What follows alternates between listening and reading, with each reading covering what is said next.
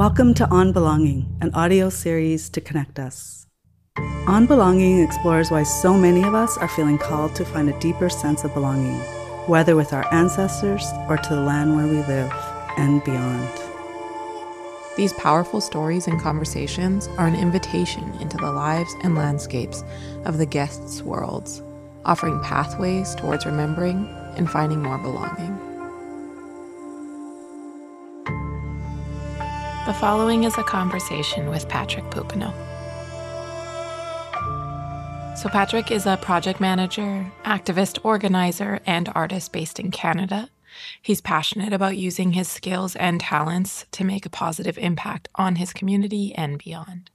Patrick has worked extensively in the areas of homelessness, mental health, and addiction, advocating for marginalized individuals and striving to uplift those in need. In addition to his work as a social advocate, Patrick is also a talented writer and poet with a particular interest in hip-hop. He often uses his art to express his own experiences and perspectives, as well as to shed light on important social issues. With his many accomplishments and talents, Patrick is a powerful force for positive change in his community and beyond. So for me, belonging is kind of one of the best sauces in life. You know, you can't have a proper dish without a good sauce. You can, but like, why? You know? And it's really the result of connection, right? And that connection, like from top to bottom, like any kind of facet of humanity you want to put that to, from physical to spiritual, like it's a safety, right? Like we're built to be together, to connect. And then once you have that safety, then it's freedom time. You get the bandwidth to fully express your human experience. Enough waiting. Let's get to it.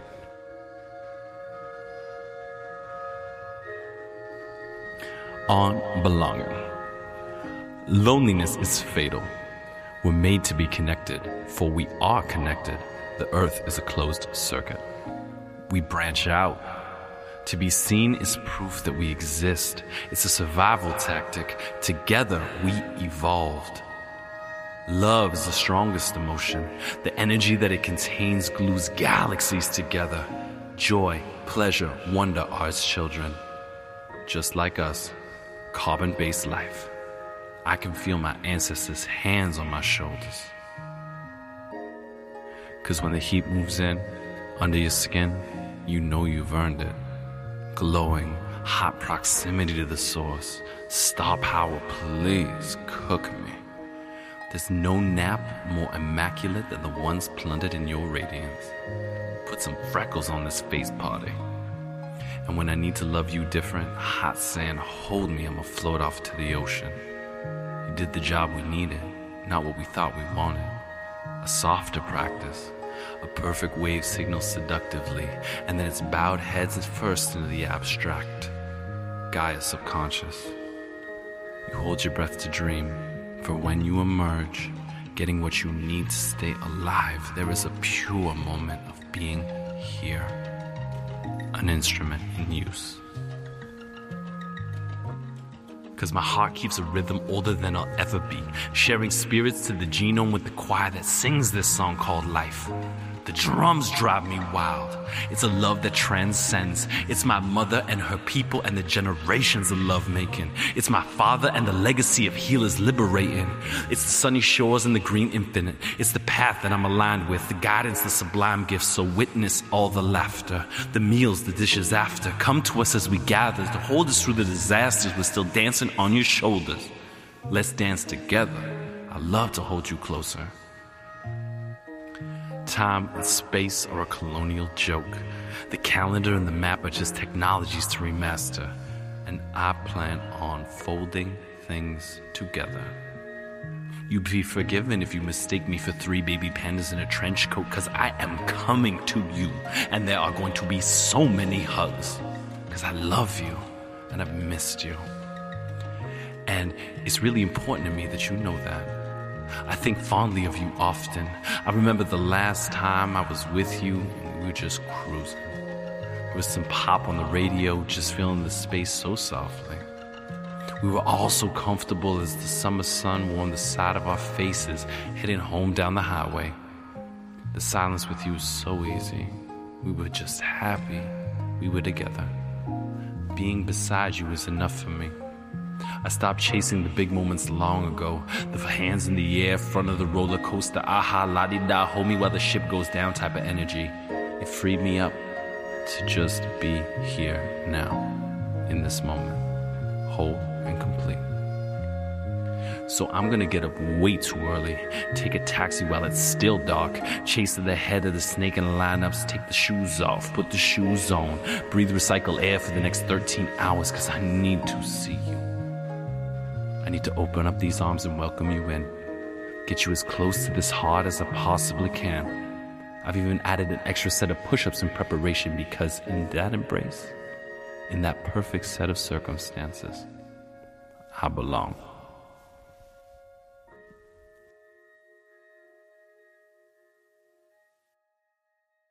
Do you think it's possible to find belonging on your own? Oh, absolutely. Like, we are alive. Connection has to happen. Doesn't have to happen, but I think it happens,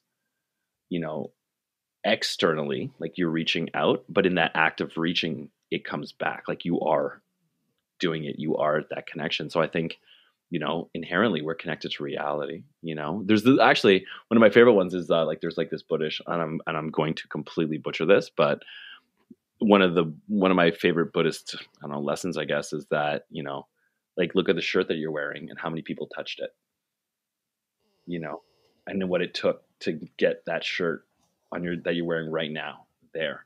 So I think it's totally possible to have connection to anything that exists because you exist. So you're in it together. Maybe within that, relationship to an other isn't explicitly living, breathing person, right? I think that's kind of these deeper conversations that we're poking at in this On Belonging series is your relationship to your ancestors, past, future, whatever direction, right? And a way of being and connecting to maybe not just the world, but what's bigger or whatever. That's exactly it. I think you hit it right there. It's belonging to being. Belonging is just something that's ubiquitous. It's omnipresent, and I think our relationship to that, is so much more pervasive in everything that we do. And it satisfies the spirit in a way that nothing else can. You take a look at, any of our pokes that trying to understand this, and it all features on community and belonging and connection and the clarity of that. Yeah, that's cool. It's super cool. And that's the thing too, but it not only is it it's cool, but it's also very warm. Mm-hmm. I've in thinking about belonging just in general, there's a visceral feeling in me when I contemplate it or when I attune myself to it. It's just this feeling of warmth and alignment and correctness that I feel in my body, when it's hey, I'm built to be together in relationship to everything. It's never not on. And becoming more aligned with that is just it's fantastic. And it's not even, I think I'm going to preface this with we were chatting before this recording about these sort of cosmic grief moments or cosmic something going on that feels bigger. And it's so warm when you can be in that relationship. And also that idea of belonging can also live in those, I don't want to call them dark places, but in suffering and stuff. If you are not suffering alone, or when you see that you're not suffering alone, it's a lot easier to not lose a sense of yourself in that suffering and grief. Because we were human beings, we all go through it, mm-hmm. And it's so funny that just the ego involved in feeling alone. Mm-hmm. You know what I mean? There's so much happening here. How small are we? And how collective are we? You know, I had a flight the other day. I'm just like looking at all the little lights twinkling when you're flying over a town, and I'm like, how many lives are feeling exactly what I'm feeling right now, and are together with me in this? Like, how many people's, experience death today? How many people experience birth today? How many people, and for me to think that I'm alone in that is kind of absurd. Yeah, Like yeah. that default where it's like you feel so alone, and like that loneliness of not being. I think that loneliness is I guess that yearning for the ultimate togetherness, where it's like, hey, being at peace, the idea of, so let's take an afterlife, for example. It's about connecting, and it's about returning to the all, and for us to think that our little, matrix brains are the all is hilariously short-sighted. Like, it's just, that's not what's happening here by any metric that you want to, study it by any lens that you want to put on it. I liked also that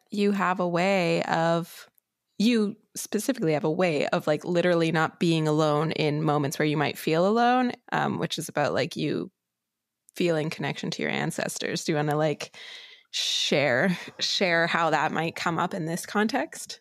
Yeah, it's, how do I want to put it? I like to think of my heart as a drum, because my whole existence is a fucking party. Like, that's what it is. Like celebration is the best thing in life, and I'm like, how do I center my life around that? How do I inherently, as a core value, as a virtue, you bring in partying and celebration? Like, how do I do that?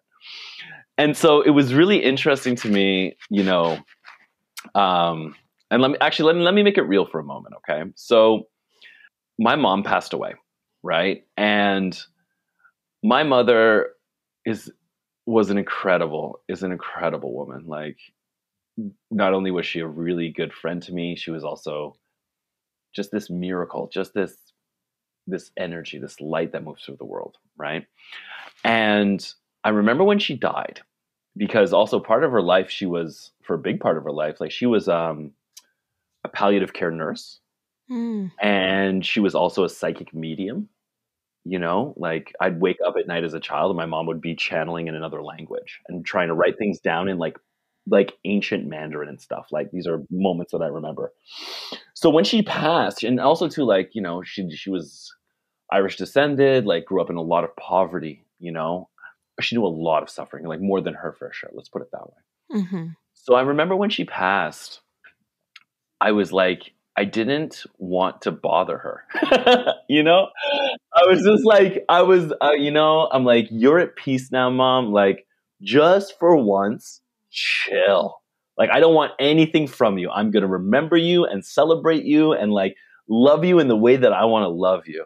But like, honestly, you're off. Lady, take a break. Like, just relax. Just go be star stuff or whatever happens. I love you. You know that I love you. But death is for the living. Like, go enjoy yourself, please. Yeah. And then I think over time, and like with some therapy, it was more that, and kind of changing my relationship to my ancestors and realizing that, like, that was a very linear way of me thinking, right? Like, she's still traveling this line through time and space. And I'm like, nah, it was actually quantum physics that got me on that, like, the particles can exist in the same space in the same time, or, or are joined. And I'm like, oh, like, that changes things. And then so I started inviting all my ancestors into my life. Right. And it's just like this. And I remember in some real moments where I called upon them, to like witness me, or not selfishly, but like for some strength. And I remember feeling the energy of just so much love, generational strength, generational support in that moment. And in developing that practice, now it's just like I can show my favorite auntie a cool rock that I found on the beach. Right. You know what I mean? I'm present with them and they're present with me and we're celebrating together. So really, I'm having a whole secret psychic family reunion cookout at all times. Love it. Oh my gosh. I do love it. It's great because it's just like I'll be walking down the street and something funny will just occur to me and then I'll just like whisper it to like my uncle or something, or do the right thing, like returning the shopping cart when nobody's looking and being like, hey, that's a lesson for you, my baby niece's great granddaughter, like just putting things in the ether and being like, okay, acknowledging that there is so much more that I don't know and playing with it and having fun with that and feeling the love and feeling the connection and knowing that no matter where I am, like I'm a branch of this really, really cool tree.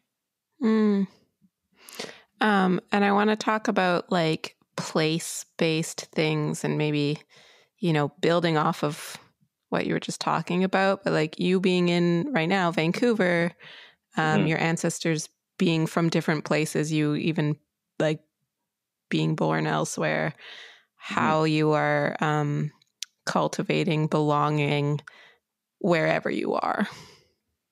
Yeah, that's a really good question. You asked very good questions, by the way. I just like totally threw all my prep questions out the window. Sorry.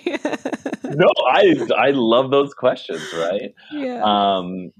It's okay. Here's an example, right? So I'm flying across North America. I'm coming back from Florida, and you're on a plane for a long time. Like it's not like there's not a direct flight, so you're just like you hop here, hop here, hop here. You got I remember getting in Florida, right? I do have my sister's in Florida. Okay. Yeah, and I remember getting off in Kentucky, and I was so tired of being on a plane. I'm like, I just need to get outside for a second. I had a long enough layover where I'm like, okay, cool, this is feasible. And I went outside and I felt the heat, and I just took off my shoes and I stood on the grass. And I'm like, yes. And I felt this sense of relief. Because in a very real way, like human beings, we're animals. Like we're not separate from nature. Like we're not. As like cute as I am in my apartment on my computer with like, I don't know, my cologne and the soap under my armpits because it's socially unacceptable to smell like a hairless monkey.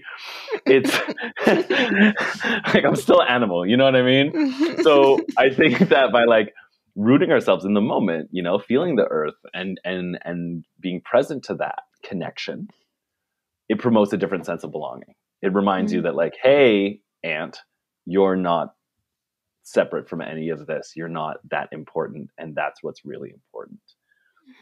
But I think specifically because I love it out here, I'm not going to lie. Like I was so sad. I'm in Florida. I'm at the beach. I'm living my happy place. Everything's great.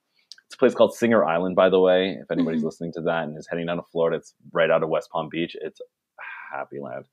But I'm so bummed. I'm like, I got to go back to the winter. And then all my friends are like sending me pictures of the great snowmageddon. And I'm like, But then I got back and I'm like, oh no, like I've never taken a fresher breath than the air here. I've never like the sheer scale and beauty and kind of like this solemn awe of the land here is something that has kept me here for long enough to make it part of me. And it was really interesting, like being of service on this land, right? Because I'm not from here and I've built a life here, And so in coming here and in serving the people and in serving the land and understanding, bit by bit, lesson by lesson, moment by moment, how indigeneity really weaves itself through here. Like that's added such a richness to my life because there's a solidarity between, my Black experience, being part of a diasporic culture, having been stolen from my land, to being with people that are brown that have had their land stolen from them. You know what I mean? So in that solidarity, there was kind of like, once again, like a place of connection, a place of belonging. And then learning how to do things in like, a good way, right? And feeling like the ritual and the ceremony, like especially when it comes to the harder things, the grieving, the lessons and the community that I felt around sacred fires, and having, I used to have long dreadlocks, and just having my dreadlocks smell like smoke for a long time, has really given my life this kind of new richness and this new calmness where it's about how you're growing. It's not about what you're up to. It's not about what you're doing. Like, I wanted to conquer the world at one point, and now I look up to trees, and I'm like, you guys got it figured out. You can just reach for the sun, bend as you will. Things are gonna happen, and like, just be a part of this and enjoy all of that. Enjoy those moments. And I would never have gotten that if it wasn't for, the people that were walking beside me on my journey, especially here on this land. So like, that's something that I really bring to it. And it allows you to kind of synchronize or syncopate with just the energy out here, the vibration of the people and the land. And it's just this different rhythm, this different tempo that you move with out here. And I didn't really get that until like I stood with indigeneity in indigeneity in those circles, and they taught me how to take my shoes off and just connect. We're made to be connected, for we are connected. The earth is a closed circuit. I'm curious how much connection you have to like the culture of your like ancestors. So either Haitian or Irish kind of. Yo, I have such a wonderful disdain for colonialism. Like, you have no idea. Like, it brings me joy to actively subvert that system any opportunity I get. That's from your ancestors. Yeah. Oh my God. No, that, you know what? It was very interesting because, doing the work, lurking in like homeless encampments and stuff like that is pretty intense stuff. And the way that I was doing it I was doing it in a really intense way. And I remember once I had to I forced myself to take a break. There was so much anger in me. And I'm not an angry person. I don't consider myself to be, but anger was what was real for me for a very, very long time. And in having the space and the time to work through that, to bring love to that, to integrate it into my life with love, and not to get rid of it, but to experience that anger was an important part. But at the end of it, which was super interesting, at the center of it, the secret little nucleus of what this was a cold rage. And I'm like, oh, that's the pilot light for the engine in my heart. It's a cold rage at this level of fuckery that causes so much suffering. And it's I don't know how to explain this other than to say it's a very peaceful rage. It knows what it is. And it's something that's connected and is very funny. Just looking at the absurdity of it, it makes me laugh every day. So I know I get that from my ancestors. I know I get my love of celebration from them. I know that I get it's just everything that I am comes from is part of that lineage. That's so real to me. It's more than, actually, let me do something that's very real. Part of my professional practice is I want every space that I'm a part of, the energy that I'm bringing to that space is how I feel when I'm on my auntie's couch.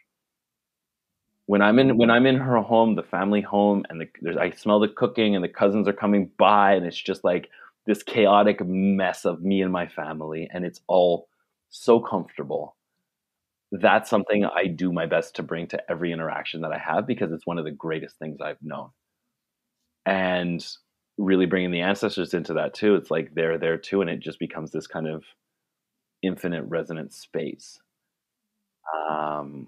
So I think that I don't get that unless I'm from a people that have had to do everything with nothing for a long time. I don't think that I get that resilience. I don't think that I get that drive. I don't think that I get that joy or that swagger or that rhythm without them.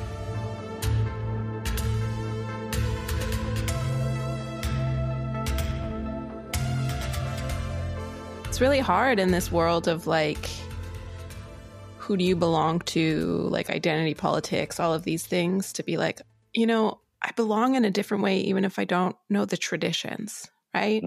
Yeah. I can't be erased. Like I'm still this whole being that's right here.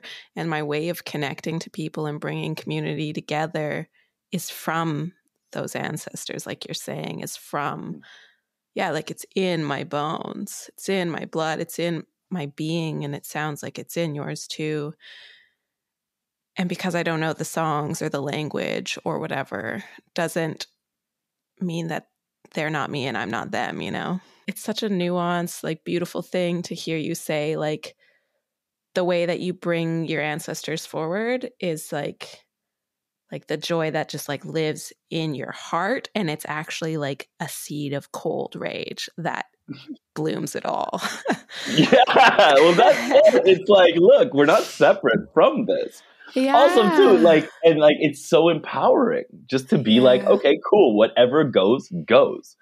Like, there was this time, like, I'll never forget, like, everybody wanted me in a picture. This happened out, like, in Victoria when I first moved over.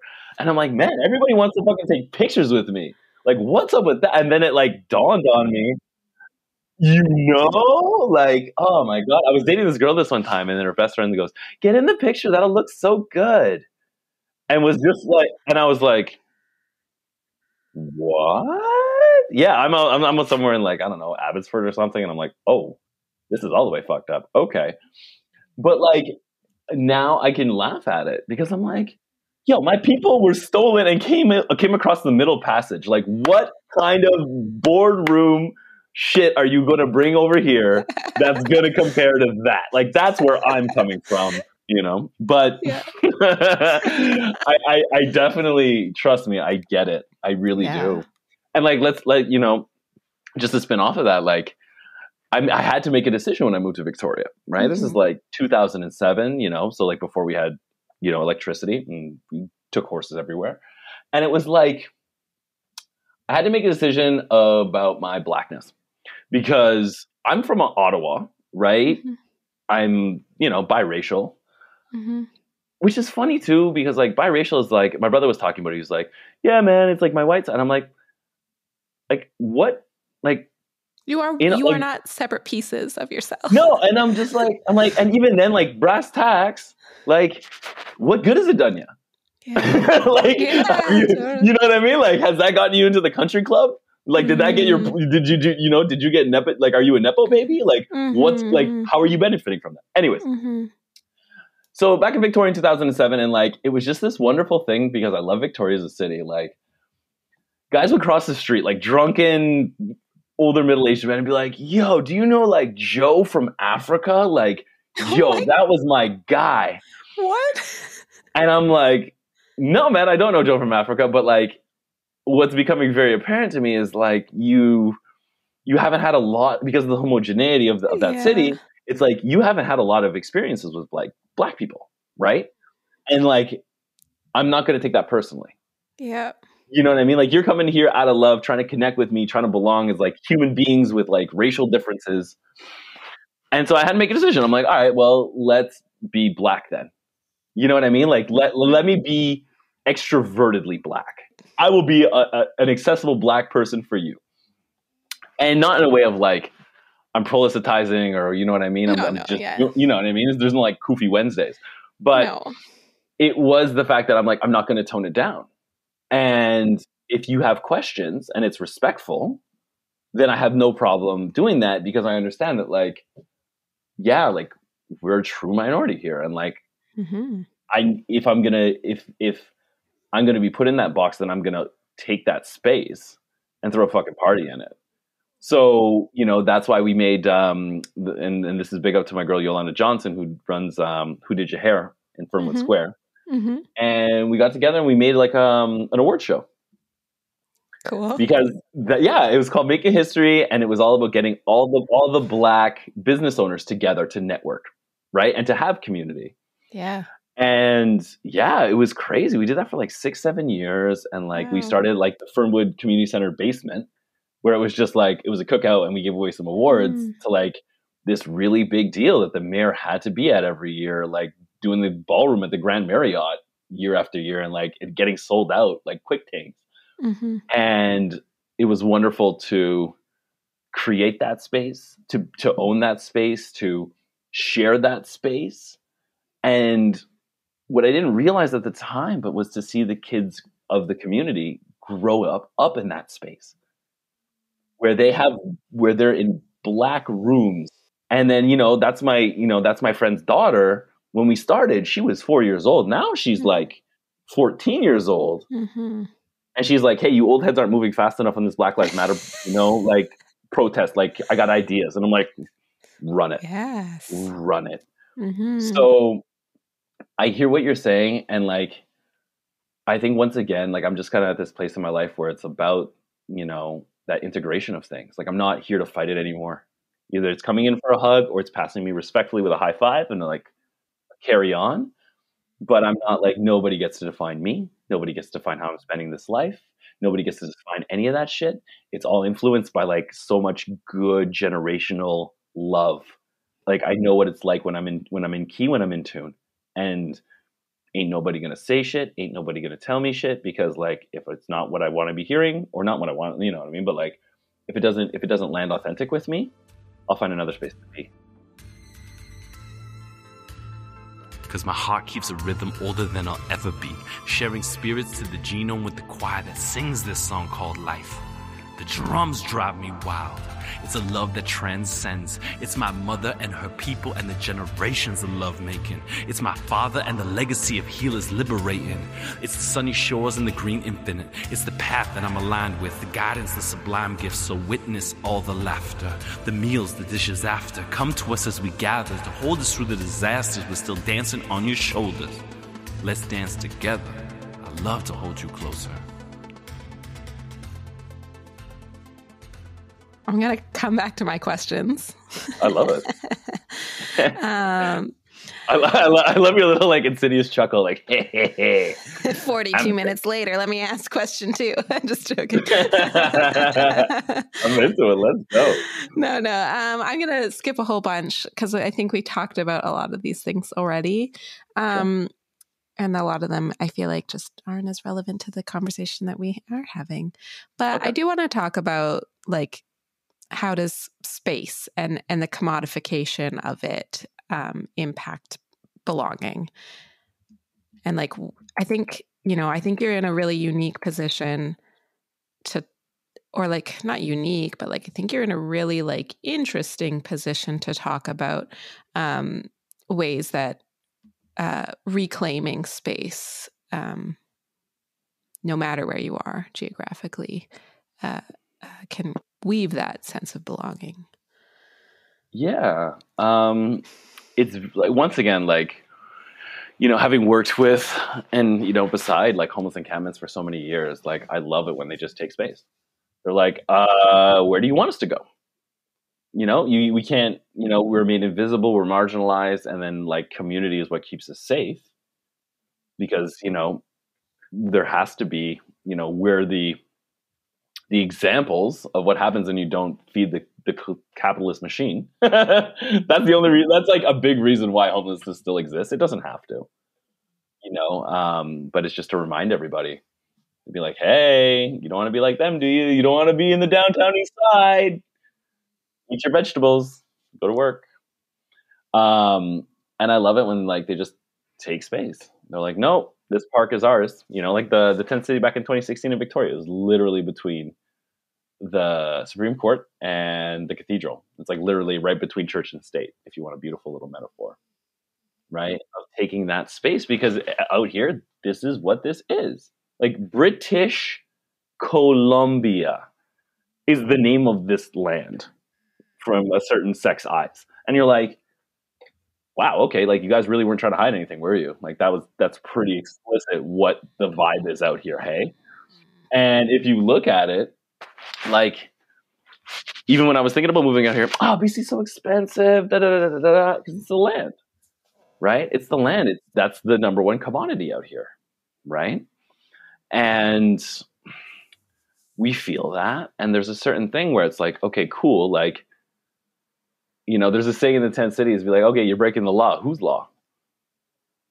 Right? So there's always kind of this thought to being like, if we're humans and we're in this together, like some system of papers in a building enforced by violence is now, you are no longer entitled to occupying this space. Like, you're not harming anybody. You're actually helping, right? It's like, when they tear up an illegal garden, like, okay, like, is that the best way to do things? Like, for whom? So I think that, there's that part of it, of course. And like, I think the reason why I bring that part to the forefront is so that I can be aware of it, so that I can let it go, to realize where the harm, bring some like a critical analysis to what harms those kinds of things can do.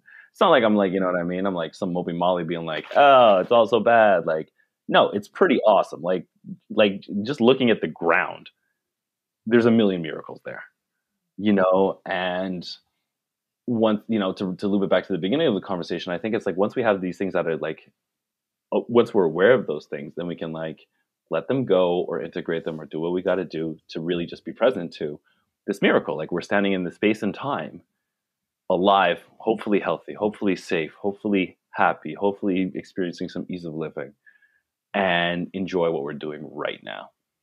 And that feeling is, I think, kind of the goal of everyone that's come before us. I know certainly every parent, you can speak to that, right? And I think that that's something that unifies us, because I think we all want that, no matter what our beliefs are.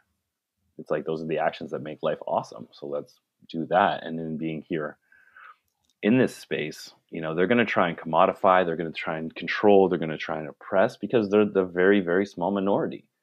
But the party's always been at the bottom of the pyramid. So like, yo, let's go. Like, let's enjoy that, because then it becomes a radical act. Love it. Yeah.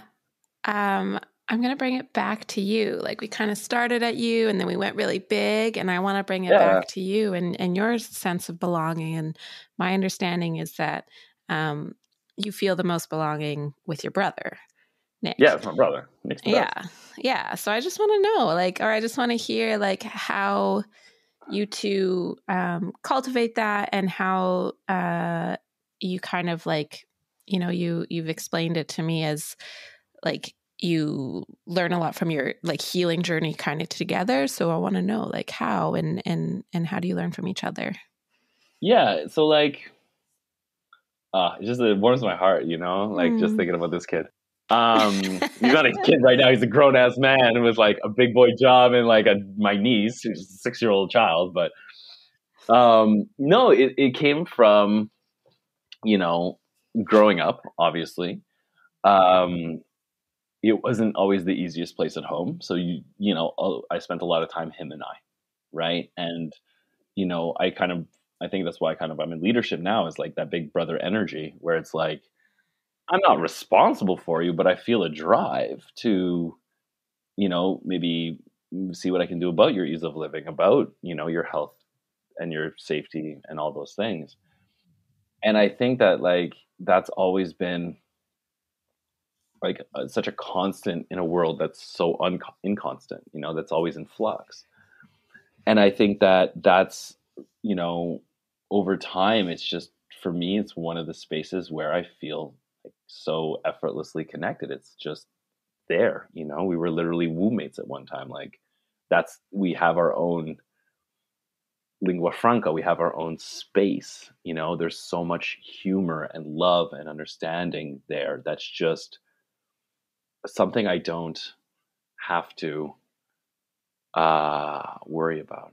It's a place where love is just so easy and just always present, And it's just, even in participating, it's nurturing that, which is wonderful. So like, especially around this time of life, you know, in my 30s, my mid to late 30s, and he's entering, you know, his mid to late 30s as well. It's like, you know, we go through these different phases of life, but we go through them, you know, together, or a little staggered, or sometimes he'll go forward on something and then I'll catch up, you know, with his help, and, you know, sharing in that experience. It's really, I don't know, like, it's a really positive sum kind of thing.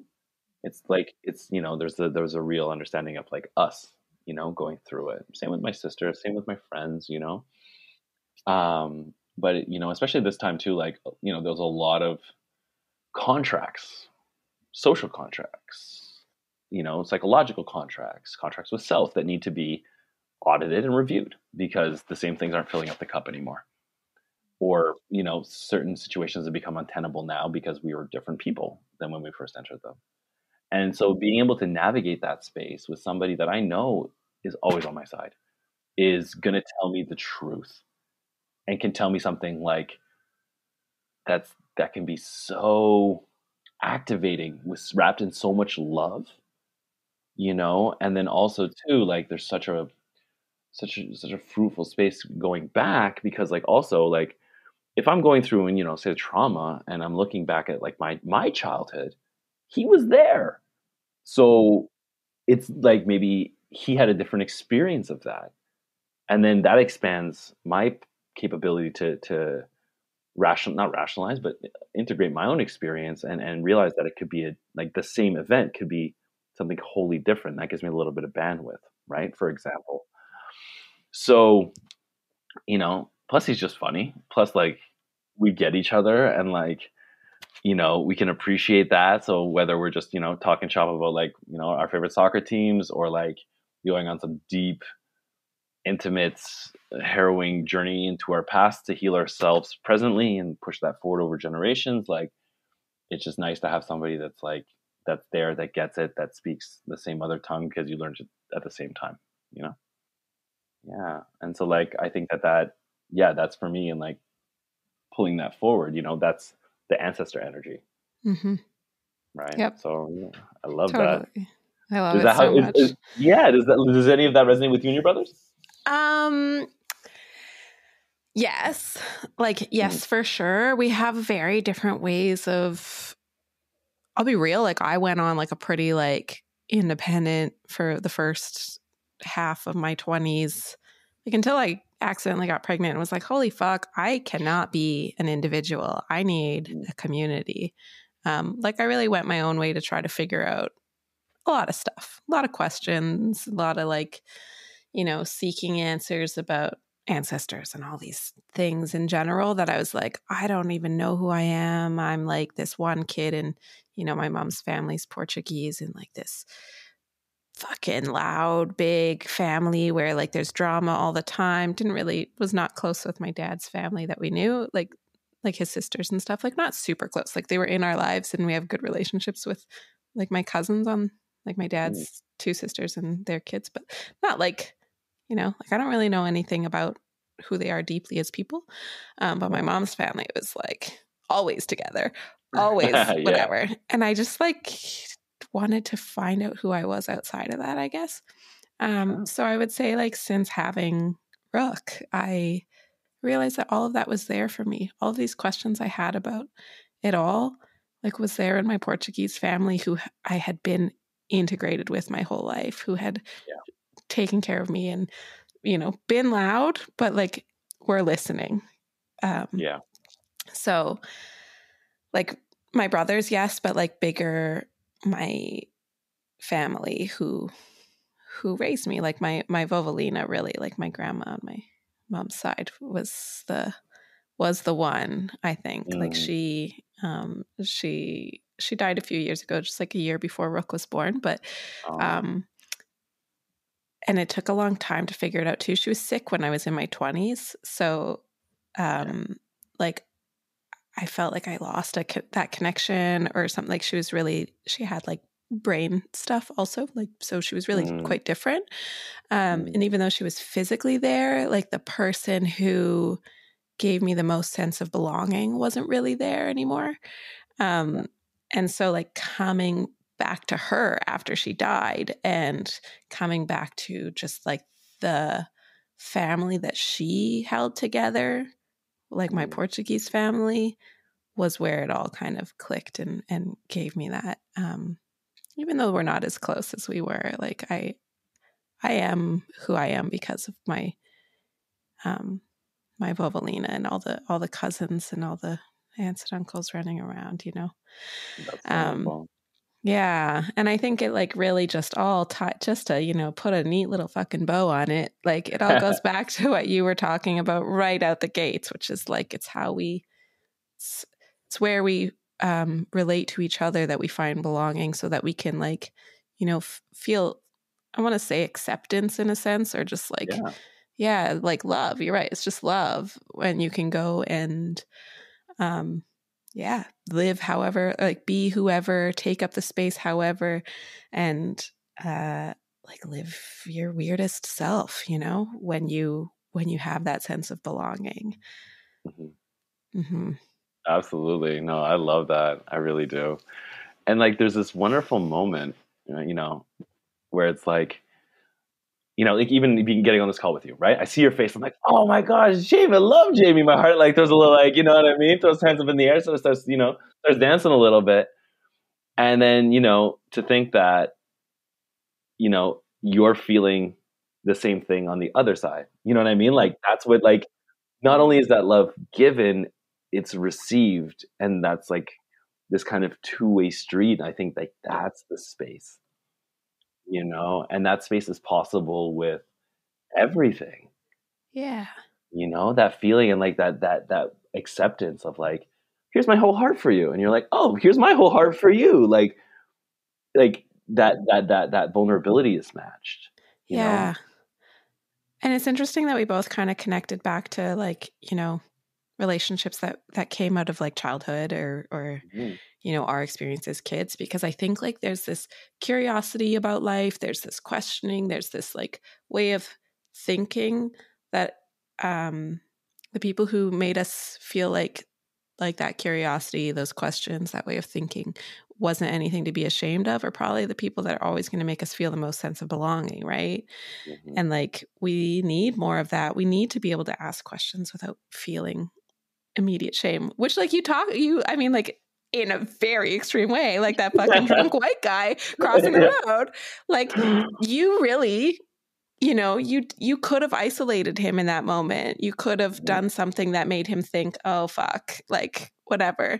But instead, like you chose to be in belonging to each other as humans, which is like, kudos to you, because, you know, I probably would have been like, the fuck? No, there was definitely what the fuck energy. It's just, but like, if you know love and you feel love, then it's just so much easier than all the rest of it. Yeah. You know? Anyways, just that like sense of like, you know, can we be in a space? Can we hear each other? Can we ask questions? Can we like just like love, and then bring, like you say with your brother, like, you know, bring you forwards with me as I move forwards, right? And so like bringing each other, it's reciprocity, like really is. And like in that, there's so much that's found. Like that's that belonging, and from that safety, from that like I know where I can go if it all goes sideways. There's a freedom there. There's a bravery there. You know, the great ravenous capitalism beast will always try and commodify. But like, you know, if you know the tricks, then you can still have a good time. Belonging is just relationships. That's it. And you can't commodify that shit. You can try. You can try. You can have, you know, your Bumbles and your Twitters and like, you know, your matchmakers and your all the things. But it's not until like, you know, lips touch or hands start holding each other or embraces are shared when the magic happens, and everything around it is just, you know, it's fluff.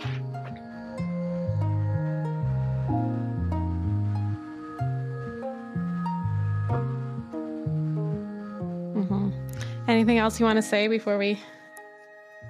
Yeah, let me think here. Yeah, I just think that like if it takes work, right, to change, to change, period. Ultimately, right? And like I was thinking about it, and it's like, look, like, in childhood you kind of build your house, right? Like psychologically speaking.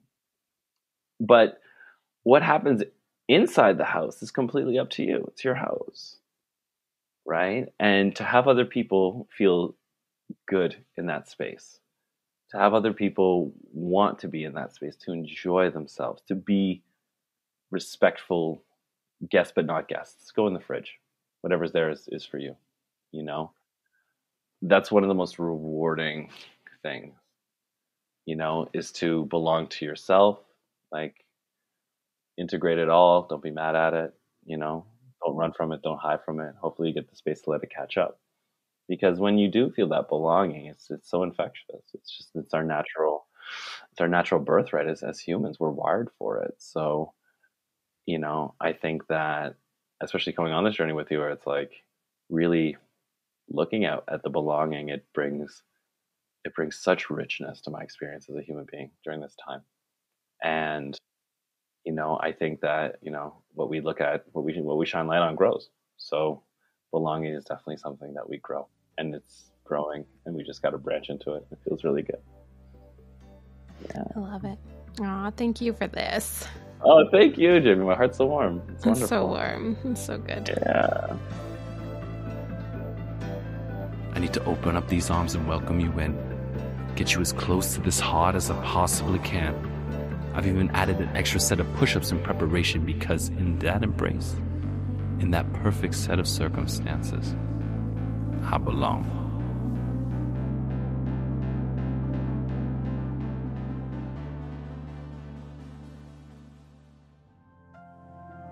Thanks for listening to On Belonging. This episode featured Patrick Pouponneau with music by Awareness and ZF Bergman. On Belonging is curated by Carla Joy Bergman and Jamie-Leigh Gonzalez, with tech support by Chris Bergman. The show's awesome theme music is by Awareness. On Belonging is a Joyful Threads and Grounded Futures creation. Please visit groundedfutures.com for show notes, transcripts, and to read more about On Belonging. Till next time, keep walking, keep listening.